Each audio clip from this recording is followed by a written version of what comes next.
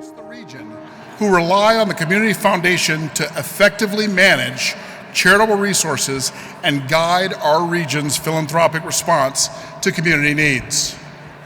As a Community Foundation donor or partner, you are part of the community of changemakers that has invested more than $1.7 billion in this region. So let's give ourselves a round of applause for that.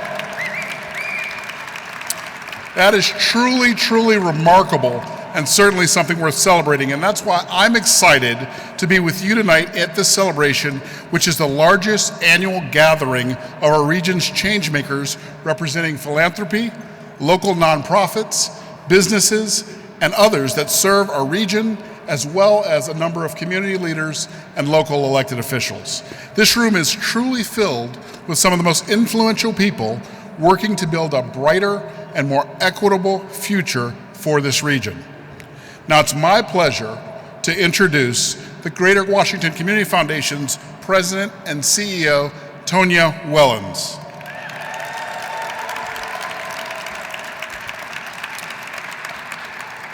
Tonya has laid out a bold vision grounded in equity and economic justice that will help grow opportunity and secure prosperity for all who call this region their home. She's leading the charge as the Community Foundation executes on a groundbreaking, multi-million-dollar capital campaign focused on pursuing economic justice. And her efforts have not gone unnoticed.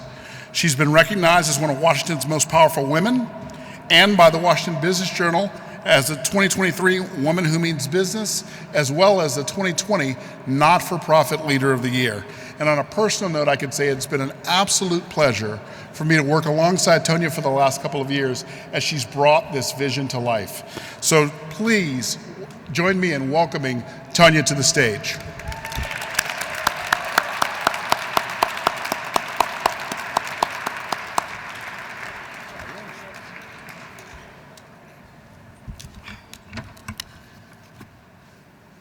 Good evening, everyone. Wow, what an amazing crowd. Again, my name is Tonya Wellens. Let me lower the mic after Richard comes to the stage. My name is Tonya Wellens, and I am indeed incredibly proud to serve as the President and CEO at the Greater Washington Community Foundation. And it is my absolute pleasure to welcome you all to the 2024 celebration of philanthropy.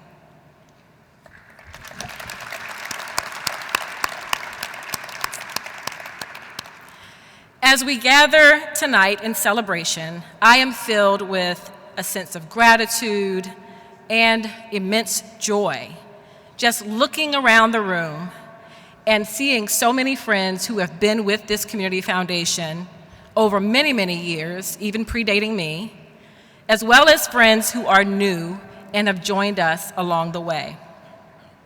I want to start by thanking all of you for all of the work that you do every single day to make this community better. I also want to extend my deepest thanks and sincere appreciation to our community champions and event sponsors. A special acknowledgement goes to our lead sponsors, including the Smart Family Fund, Decker Anstrom and Sherry Heimstra, Brown Advisory, Capital One, Care First, National Capital Bank, Sterling Spearn and Diana Aviv, the Cliff and Deborah White Family Foundation. Your generous support not only makes nights like tonight possible, but it really fuels the work of the Community Foundation and our broader mission. Thank you.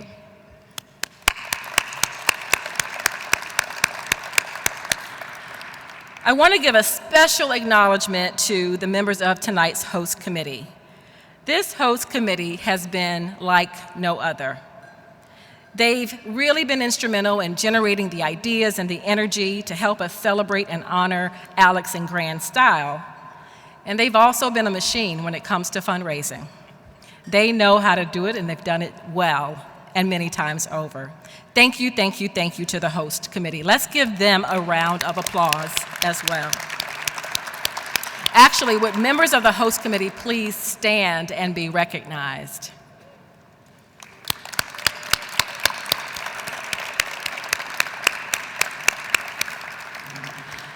I want to quickly make sure that my board of trustees are acknowledged. If you are a member of the board of directors for the Greater Washington Community Foundation, please stand and be acknowledged. Thank you for your amazing support and your service.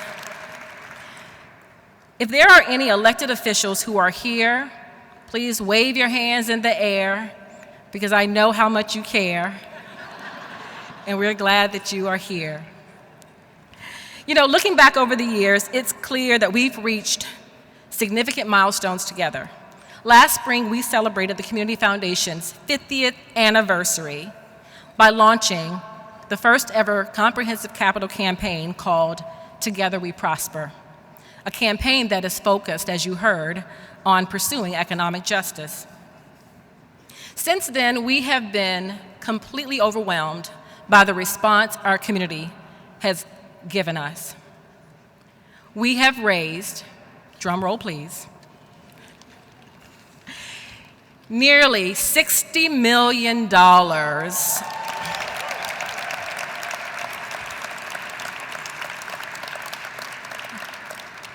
towards an increased goal of $75 million.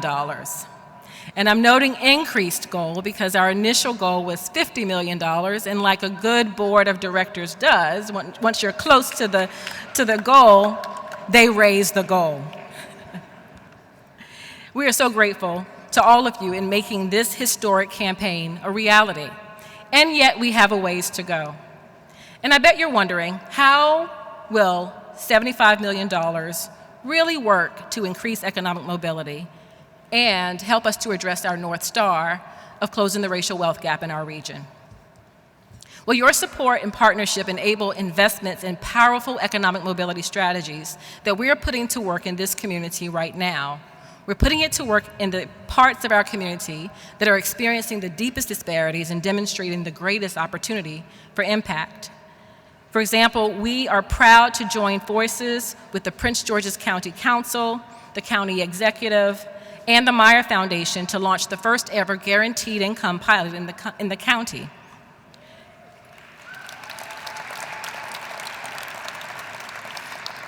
Thrive Prince George's is a 2-year pilot that is just about to start distributing $800 payments in cash assistance to approximately 125 seasoned citizens, as we like to call them, people who are over 60, working every single day and still having trouble making ends meet.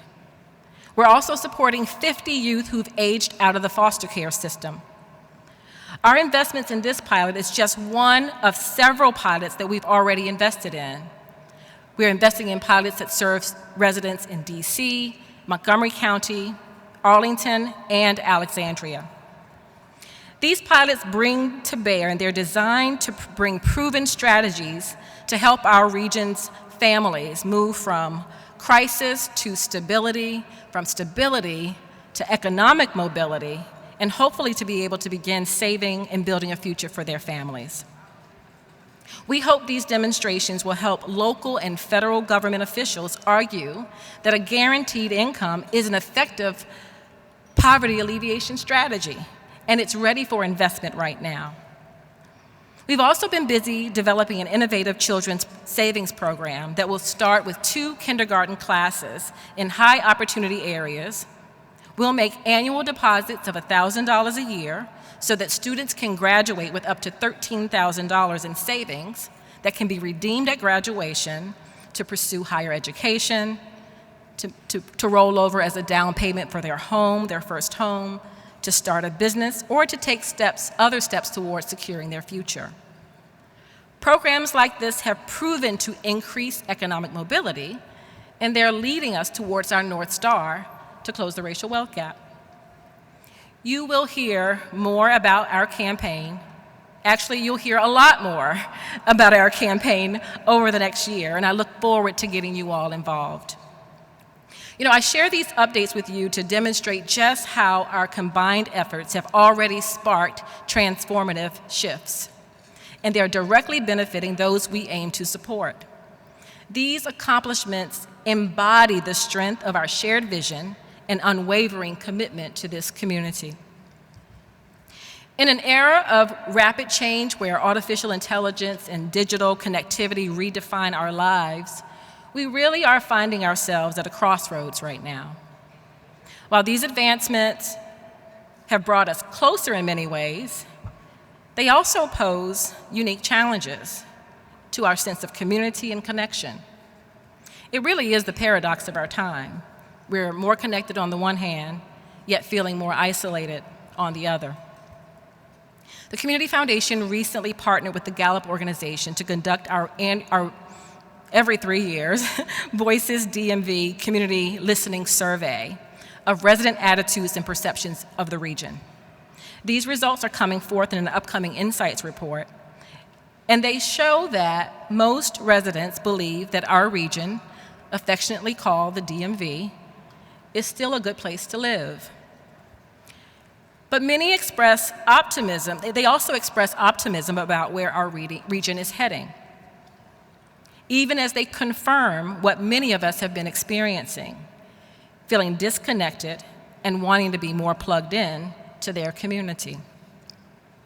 Even in the most powerful city in the United States of America, the majority of respondents don't feel like they have an opportunity to influence local decision-making, and some are left wondering if this is really a place for them. If this is really a place for them. At the Community Foundation, we have a unique role to play. We play the role of bridging differences, of fostering hope, of building community. This is what the spirit of philanthropy means to us. It happens through our grant making, but it also happens through opportunities to create unlikely alliances and our ability to bring people together around solutions. Through our partnerships with organizations like the Jewish Community Foundation, Washington Interfaith Network, Interfaith Works, the Collective Empowerment Group, and Reed Temple CDC, we are bringing together faith leaders from across the region to discuss how we can operate in greater solidarity, in alignment, in allyship to rebuild historic ties and really get our community working on the same page. This endeavor is an integral part of our faith and philanthropy work, really emphasizing the importance of unity and cooperation across diverse communities. The spirit of philanthropy has also played out in partnerships with our donors. For example, the widow of Dr. Thomas Wyatt Turner created an endowed fund to honor her late husband's memory and legacy. As the son of sharecroppers raised in Southern Maryland, Dr. Thomas became the first African American to earn a PhD in botany in the United States of America, and he taught at several HBCUs across the country. The Dr. Thomas Wyatt Turner STEM Education Fund will foster the STEM education of African American students associated with his beloved St. Augustine Catholic School, not far from where we stand today. There's also the story of Naomi Horowitz, a former school teacher who loved the arts and loved opportunities afforded to her through education. Her commitment to her own family was to fund her grandchildren's education mostly through 529 plans. And upon her passing and our sharing with her family about our children's savings program, her family made the immediate decision to transfer the entirety of her fund to support kids right here in our region. We've come so close to achieving what many believed, and they tell me this all the time, was an unreachable campaign goal. But it's because of people like the families of the late Dr. Turner and Naomi Horowitz. It's because of people who remember the opportunities that this region has afforded them, and they are committed to paying it forward.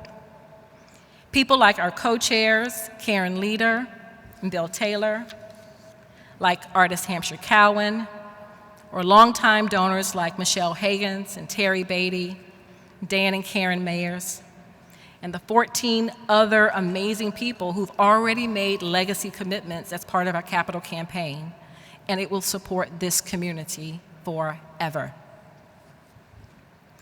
The spirit of philanthropy has also played out in newer ways that we've been able to collaborate with our nonprofit partners. So not only did we fund over 2,700 nonprofits last year, totaling $95.9 million in disbursements, we are now offering endowment services for nonprofits who are looking to build sustainable funding sources for their organizations. Finally, I cannot underscore enough the role of the business community and the role that it plays in this region. Good jobs are a springboard for economic mobility. We need more good jobs. And good employers are also part and parcel of the civic and philanthropic infrastructure that is needed to build a thriving, an equitable, and a just Greater Washington region. Central to that role is someone just like Alex Orfinger, our honoree tonight.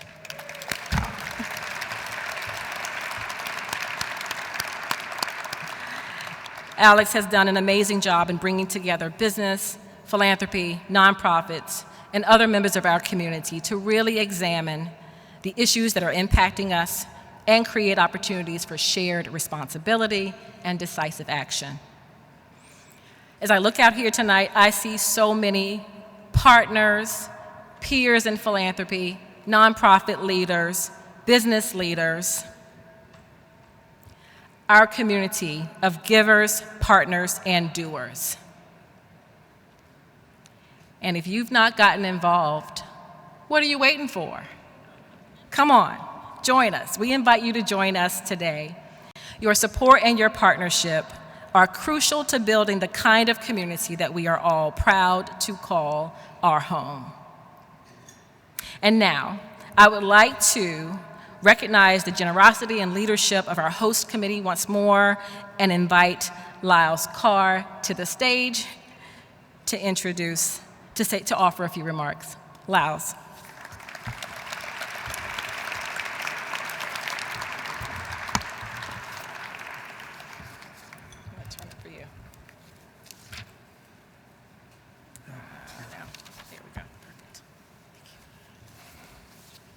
Thank you, Tonya. Despite what some of you all may think, I am not the comic relief. Unfortunately, our committee co-chairs, Diane Tipton, David Bratt, and Rachel Kronowitz, were unexpectedly not able to join us tonight. So I get to pinch hit. I've got the very distinct honor of representing our host, them, and the rest of our host committee tonight, and eventually then introducing Alex. So greetings on behalf of the chairs of our host committee and to my fellow host committee members. It's been a pleasure working with so many of Alex's closest friends, and believe me, they are close friends, and colleagues to make this evening a success. I'm so proud to announce that thanks to your generosity, we're able to raise more than $510,000.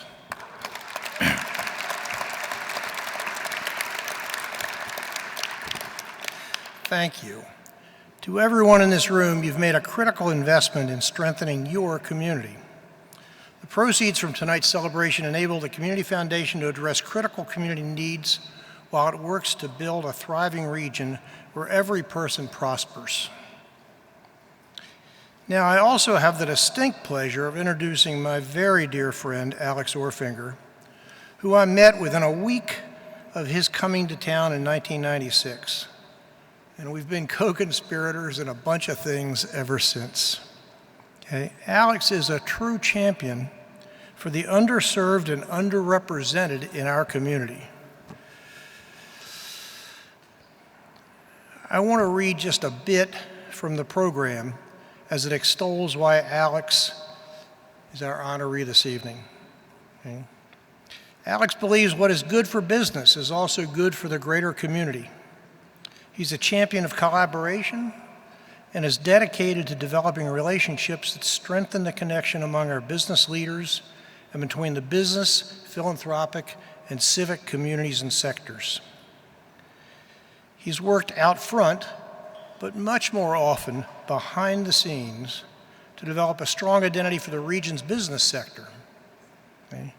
Working at the intersection of business, community, and philanthropy, Alex's work shines a light on vital social issues such as economic recovery and income disparity, and why these issues matter not just to the business community, but to our entire regional community.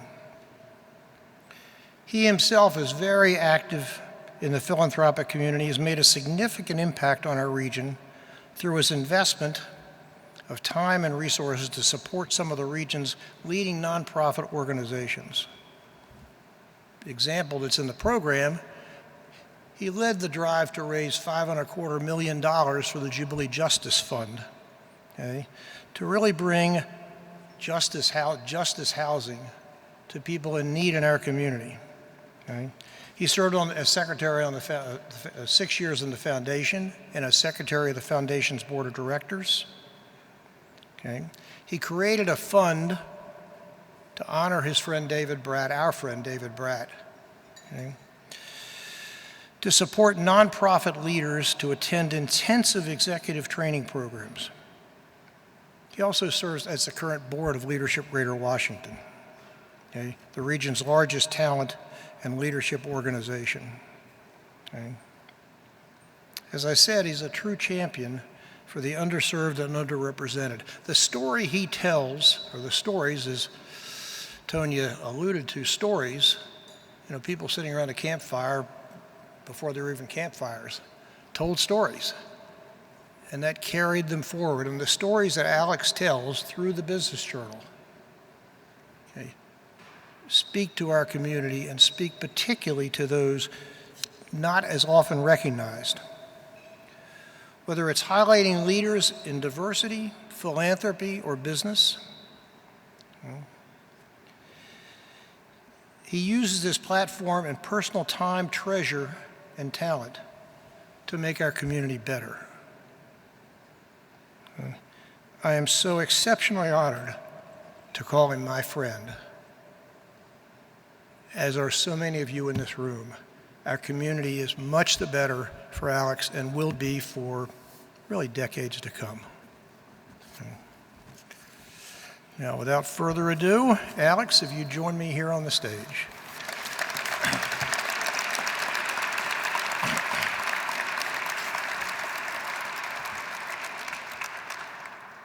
I get to give you a hug? You get to give me a hug. Yeah. What are we doing with this? I'm giving you the Spirit of Philanthropy Award. Okay. Tonya, would you do the honors? Yes. Yeah. This is the 2024 Spirit of Philanthropy Award from the Greater Washington Community Foundation.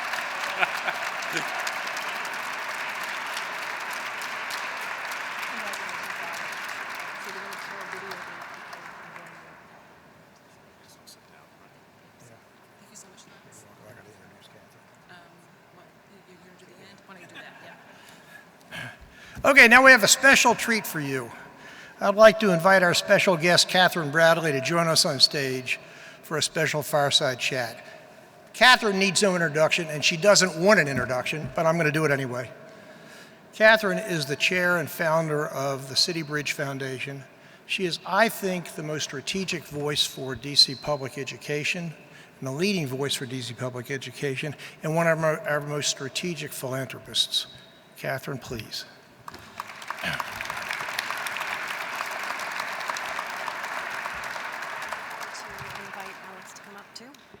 So I think Alex is going to come join us, and we're going to have a video before we do a conversation. We are. It's incredibly special that Alex uses his platform to not only service the business community, but to service the broader community. Whether it's serving on the board of Jubilee Housing or his commitment to Leadership Greater Washington, you can always find Alex Orfinger engaged in trying to cultivate the civic spirit and civic leadership of the Greater Washington region.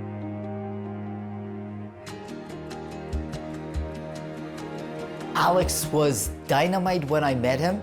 I still remember him talking about the difference he wanted to make with the new platform he had as the publisher of the Washington Business Journal to this community. And I've seen over the years how he's followed it up with action. So Jubilee Housing turned 50 years old last year. We provide deeply affordable housing to over 1,000 residents. Alex was integral in helping us think about what it needed to do, what it needed to look like and accomplish. He transformed the way Jubilee Housing is positioned in the city. In last year's Corporate Philanthropy Awards, the Business Journal was recognizing the most generous companies across the region. Lo and behold, Alex takes that opportunity to ask the room to go deeper. And he tells the room about a program that Jubilee has called Jubilee to College. And person after person comes up to the stage and makes a pledge. And at the end of the luncheon, another $250,000 have been raised. I think the impact that Alex has had, certainly for Jubilee, has been to engage the business community in many ways to understand the importance of that organization. He showed up. Alex showed up, not just to pro forma chairing the meeting, but really being engaged, understanding, meeting with Jim Knight on a regular basis in between board meetings. I mean, he was present and knew details. You can't live in this region and want to be in the know about what's happening in the business community and in philanthropy, quite frankly, without being a subscriber to the Washington Business Journal. They also do an amazing job of developing the lists that everyone wants to be a part of. It's Alex Orfinger and the team at the Washington Business Journal who really have a finger on the pulse for not only the business community, but the civic leadership that this community is really all about. Alex really sees the Business Journal as a way to connect people on how to solve some of the biggest problems of this community, including the gaps that we still see in racial equity. And he brings people together to figure out how to address those gaps and fix them. And I think that's what really sets him apart. It's very, very personal to him. He understands the role of a business journal amazingly well because we do have a place in the community. He recognized the topic of diversity, equity, and inclusion should not just fall on people of color. He understood white male leaders have to speak out on this issue and understand how important this is for the economy as a whole and sort of take some of that conversation upon their own shoulders and help carry it forward. By pushing conversations around diversity, equity, and inclusion, by, again, serving in volunteer capacities. These actions are directly in line with the Greater Washington Community Foundation's mission to build a more racially equitable, just, and thriving Greater Washington region where everyone prospers. Alex, my friend, congratulations on the recognition. Alex, I can't think of anyone who is more deserving of a Spirit of Philanthropy Award than you are. Congratulations for receiving this 2024 Spirit of Philanthropy Award. I thank you so much for everything that you've done for me, for the Business Journal, and for the DC area. You have had a significant impact on so many people, including me, and I appreciate the example that you've set through your leadership in this community. Okay, that video was really worth going back to our seats and getting to watch it directly. So, good evening, everyone. It is such a privilege to be here to talk with Alex, who is my friend and one of my very favorite Washingtonians. To go to Alex, because it is really important to know Alex's wonderful story. So Alex, you are a New York native. You went to Vassar for undergrad, majoring in history. You then went to Georgetown for your master's in international relations. So was that the moment that you fell in love with Washington, D.C.? I would say it was. I came to Washington right after college, and I was I refer to it as my lost years, and coming to Washington was just this great city, not only a beautiful city, but it was people that I could relate to because they were, everyone was talking about themselves being the center of the world and the center of all of these important decisions that were being made. So I wanted to be part of that. Yeah. Well, it is our good fortune that you came here and you saw that. So your career started you off in Dallas and in Atlanta. You got a lot of business publishing experience. You came to the Washington Business Journal first in 1996. And I know and you had one stint out of the city and then came back, but you have massively transformed that company, taking it from just a print product only to what my husband and I like to call a 3D media company. So can you just tell us a little bit about what you've done to diversify the company and radically change it? So when I got here in 1996 and I was the publisher of the Washington Business Journal, many people looked at me and said, that's a little bit of an oxymoron, Washington business. And what I started, that usually elicits a little bit of a chuckle. But what I really I really wanted to build identity for the business community and community for the business community because we were being overshadowed by so many other entities. Right. But the media industry is changing very quickly, and as you and I have talked about, we needed to build our business into a sort of a multifaceted business that had many different streams of revenue. So first and foremost, we needed to make sure that we were giving people really good content that they were willing to pay for.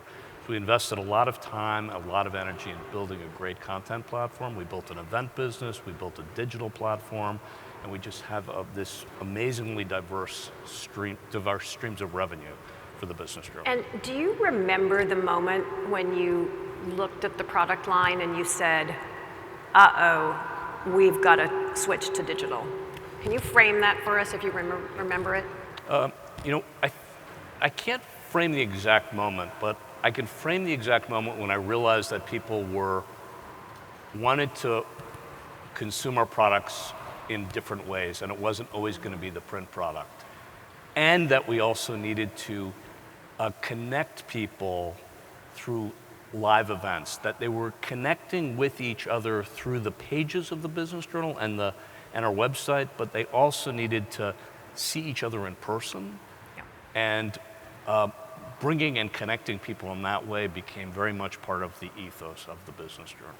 Yeah, and so how many people know the lists that Washington Business Journal has? All right, everyone. I won't do like a poll of what's your favorite, but do you know what the public's favorite list is? What's the most popular one? That's a good question.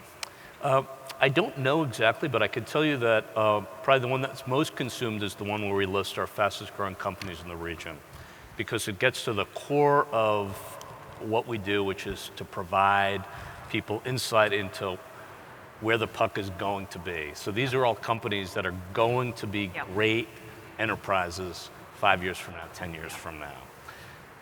I also love our lists where we highlight people.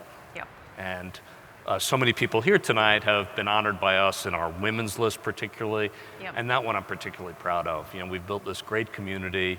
We started focusing on women 20 years ago, shining a spotlight on women that were never getting the attention in the media. We weren't writing about them, and we were able to shine the spotlight on them, rise them up, sort of put them on their own pedestal, and we built this incredible community of women that are supporting one another, helping one another, doing business with one another, and they have created their own Old Boys network. Yeah, it's been a massive community generator in so many ways. How do you decide on things like the 40 under 40 list? Which I can't qualify for anymore, Alex, so I'm not lobbying you. So, we get hundreds and hundreds of nominations, and we have a pretty rigorous a very rigorous decision-making process. We do a little bit of research. We make sure that we're not going to be honoring anybody that might have some pending legal issue with them.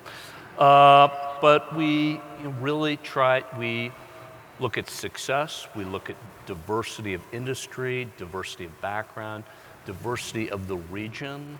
We don't always get it right, but when you look at any one of our lists, we want to really, our goal is to represent the region as a whole in all of its complexity and all of its diversity. Maybe an interesting future issue would be, how did 10 years ago 40 Under 40 end up doing? So let me transition us to the philanthropic sector here. So when you arrived here from Atlanta, you were actually surprised at how underdeveloped our philanthropic sector was. And I just wonder if you can reflect for us, why do you think that was the case? And why have we so improved since 1996? Yeah. So that's a great question. So, number one, I think the business community has matured and grown, and that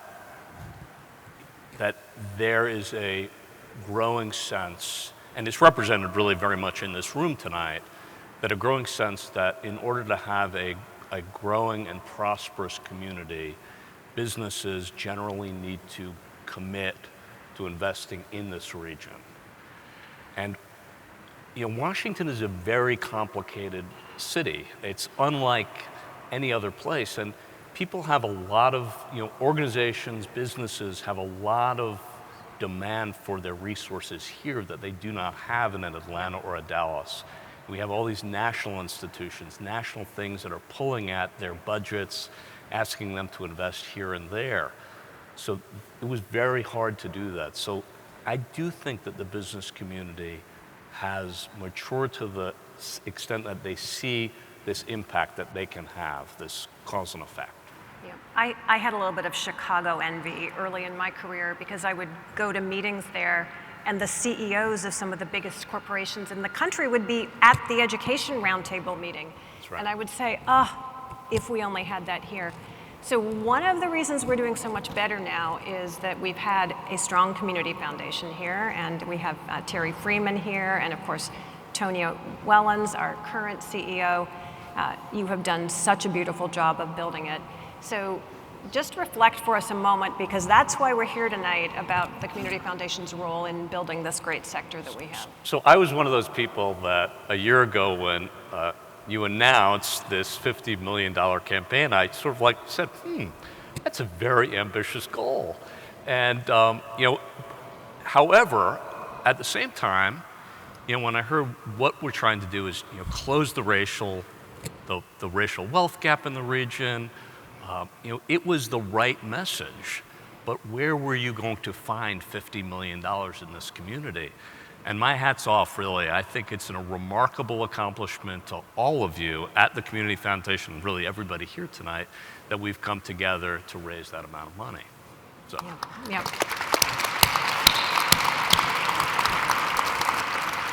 So, Alex, you've also been a really strong advocate for DC working and thinking regionally, so that we're not just thinking of all these different sectors. We have Carol Thompson-Cole here, who's been another of the big advocates for thinking regionally.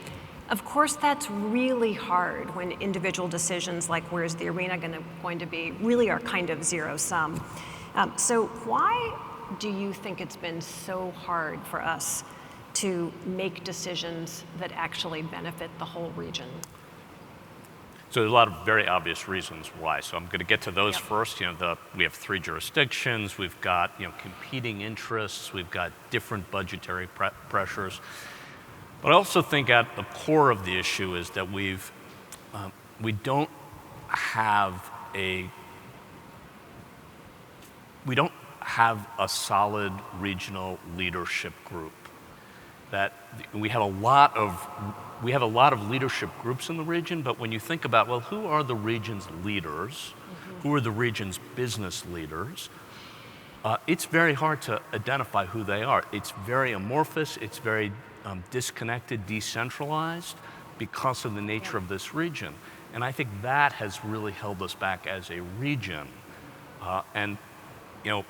That if we were going to do one thing in this region, it would be to bring together on a regular basis business leaders, philanthropic leaders, civic leaders, and have some group of people that are really trying to address the most intractable problems in this region. Not unlike what Tonia's trying to do with the Community Foundation, but there are many issues just like that. And we need more action. We need more people to come together to act collectively for the common good of the region and not the city and not individual counties around the region. And Greater Washington Partnership, is that the kind of organization that could do it, or does it need to be more political? I think it needs to be, it could be. It could be, there are many organizations like that. It could be. I think it needs to be some combination of business, political, and civic leaders. Yeah. So I want to tack us back to a philanthropy question for a moment, because that is why we're here, Alex. And you heard from Lyle's Carr a little bit about Alex's commitment to Jubilee Housing. And if anyone hasn't heard of the Jubilee family of nonprofits before, they were started by a man named Gordon Cosby, whom I think of as their region's like an Elijah-like figure. He actually got into the nonprofit and space by closing down Boys Town, the orphanage that was here in DC. Believe it or not, we did have a real orphanage. And after that, he created this network and family of nonprofits, of which Jubilee Housing is one.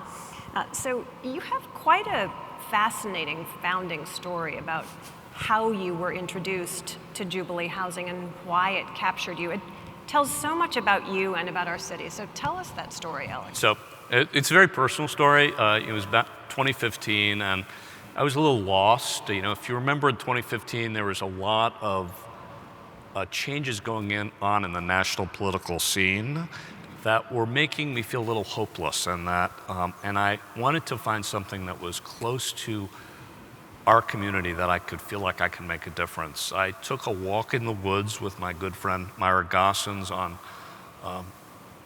Yom Kippur afternoon. She's here today. And I talked to her about this, and she led me back to Jubilee Housing and introduced me not only to Jim Knight, but to one of the residents and board members, Sam Buggs. And Sam has turned out to be a really good friend of mine. Sam and I sat and had coffee at Tryst in Adams Morgan, and we just compared stories about our lives, about our childhood. Sam and I, we talked about drinking and smoking dope as teenagers. And Sam, however, and Alex is spicing things up for us. Yeah, no. So, but at that point, our lives diverged totally. Sam was caught and trapped with tagged by the police as somebody that they needed to pay attention to. Sam ended up spending more than 20 years in prison, and he and I did the same things. He admits that he did other things later on, but Sam sort of inspired me that he showed me that we needed to help find housing and support for people like him and so many other people as they were returning from prison, returning from sort of incarceration, and we needed to find them a home. We needed to find him a home that allowed him to build a life for himself. And then you actually helped them find and secure and renovate that property, didn't you? Yes. So we raised two funds of over $5 million, and these funds were all about buying additional properties in the heart of Adams Morgan and in Mount Pleasant and Columbia Heights. And then most recently, we were able to secure a donation. Many of you will know this, at the corner of Columbia Road and 18th Street. They were donated a $9 million building. It's a landmark building in the middle of Adams Morgan to be converted into housing deeply affordable housing. Again, the point of Jubilee Housing is deeply affordable housing close to that people like Sam deserve to be close to good services, good supermarkets, transportation, jobs, good educational, good schools. They should not be just sent out. They should, as these communities are rising, they should not be sent someplace else. They deserve to have a home right in the heart of our city. It's a fantastic story. So I'm going to do one more hard question, and then we're going to end on a high note. So hard question. You and many people in this room have expressed real concern about some of the challenges our city is facing. Alex is also one of the most wonderful natural optimists I've ever met. So if you had to say, what are the couple places you would focus to make sure that our city gets quickly back to a place of thriving and safety and positive energy, what would they be? 4 things. So, okay.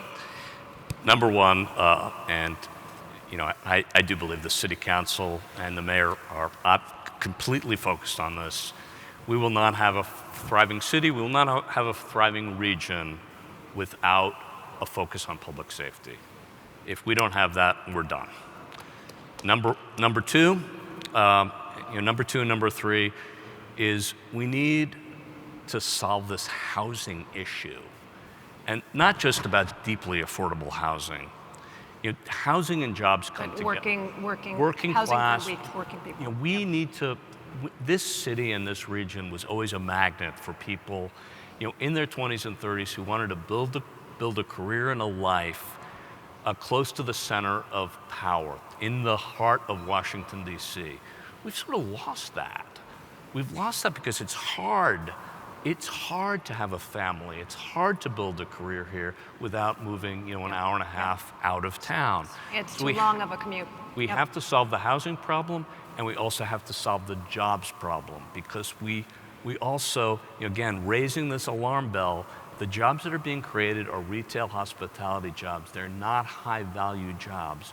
We as a community have to figure out how we're going to become this machine once again to create high-paying, high-quality jobs in the region. And then the fourth thing is we've got to tell everybody about it. And we've got to market this region to be the great region that it is. I'm going to count on you to do that, Alex. Yeah. All right, last question, and I promised you I'd end on an upbeat note. So no matter how bad things are, there's always a new crop of young people who want to be here, bringing fresh energy and fresh ideas. And you are the current chair of Leadership Greater Washington, so you have this brilliant viewpoint straight into the best of the talent funnel coming in. So what do you know about the new group of talented young people who are coming into leadership roles in the city? Well, number one, there are a number of people in this room who are graduates of Leadership Greater Washington and also in this year's class. So give yourself a big round of applause, first of all. The reason that I'm really honored to be the chair of Leadership Greater Washington is because when, I think a lot about what this lack of regional leadership, and Leadership Greater Washington is a place where, it's this incubator for the region's leaders. And it's cross-sector, it's across the region, it's like nothing else. And if we can just harness the power of the leaders in that community, which are thousands of people who are spread out throughout this region, making a difference every day, every week, we will be a better region for it.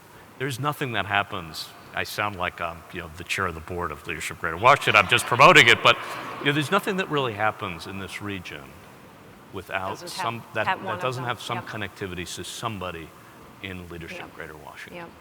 And because this is a group of nonprofit leaders, do you have a favorite nonprofit leader who's come through Leadership Greater Washington to shout out tonight? No, but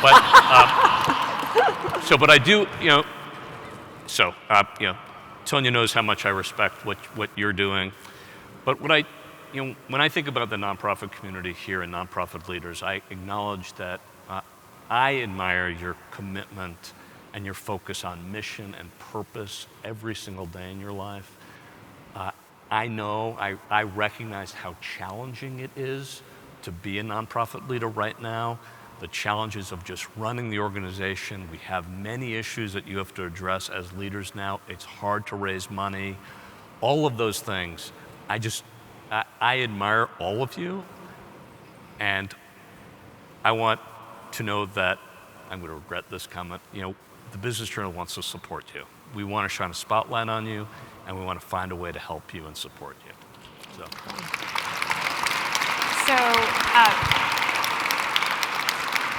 I want to close by just thanking you, Alex, for all the ways you have helped us build a healthy, thriving city. And in a room filled with people in the nonprofit sector, really collectively, all of us want to say thank you. Thank you for this tonight, too. So, this officially concludes our program, but it's the beginning of the celebration. There are lots of food, plenty of drinks, and performances to come. And we are so excited to continue celebrating until the folk at the Building Museum ask us to leave. I would be remiss if I did not acknowledge the staff of the Greater Washington Community Foundation. They are absolutely amazing. Please wave your hands. Thank you, thank you, thank you for all that you do. A big, big shout out to Danielle Yates and to Kate Daniels. None of this would happen this evening without the two of them working hand in hand.